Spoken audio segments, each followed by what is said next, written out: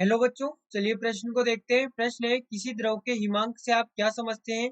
किसी द्रव में अवाष्पशील विलेय को घोलने पर इसका हिमांक किस प्रकार प्रभावित होता है? तो देखिए बच्चों, यहाँ पर बात करें प्रश्न की मुख्य अवधारणा की। मुख्य अवधारणा, तो देखिए हमारे पास में जो यहाँ पर हिमांक में अवनमन होता है, हिमांक में अवनमन, उसे हम यहाँ पर प्रदर्शित करते हैं डेल्टा टी एफ से, जो कि बराबर होता है आई के एफ इंटू एम के, जहां पर एम मोललता होती है और के एफ को हम जानते हैं मोलल अवनमन स्थिरांक के। तो देखिए यहाँ पर बात करें हिमांक की, कि हिमांक क्या होता है। हिमांक, तो देखिए यह वो ताप होता है, यह, या फिर इसे इस प्रकार से लिखे, वह ताप जिस पर द्रव अवस्था का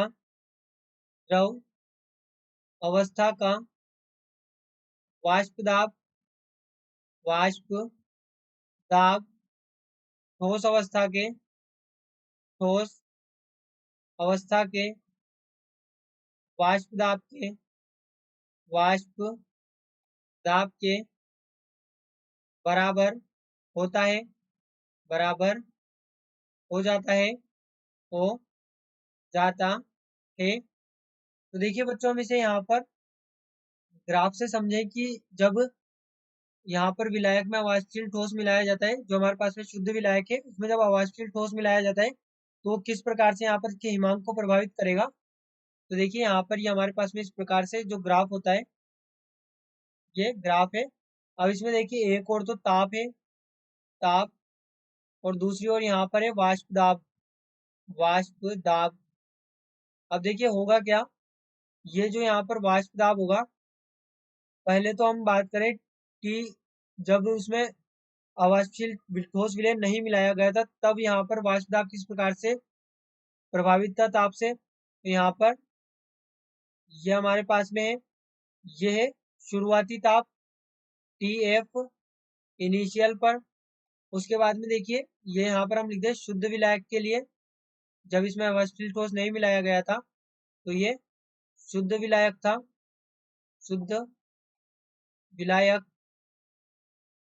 उसके बाद में देखिए यहाँ पर देखें दूसरा, जब इसमें अवाष्पशील ठोस मिला दिया गया तो ये यहाँ पे इसका वाष्प दाब थोड़ा कम हो गया, इसका वाष्प दाब कम हो गया। अब कम होके यहाँ पर ये जो टी फाइनल है, टी एफ फाइनल, ये अब इसका हिमांक भी कम हो गया, वाष्प दाब कम हुआ तो यहाँ पर इसका हिमांक भी कम हो गया।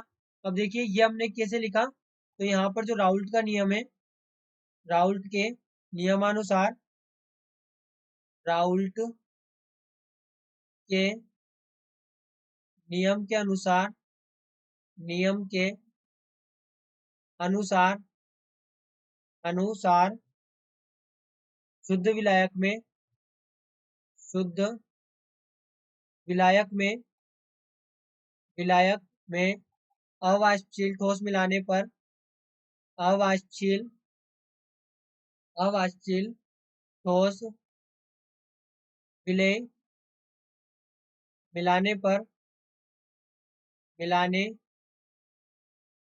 पर विलायक के, विलायक के वाष्प दाब में, वाष्प दाब में कमी आती है, कमी आती है, आती है, तथा अब इसका वाष्प दाब, अब इसका वाष्प दाब ठोस विलायक के, ठोस विलायक के वाष्प दाब के बराबर कुछ कम तापमान पर होगा, वाष्प दाब के बराबर, बराबर कुछ कम ताप पर, कम ताप पर होता है, होता है।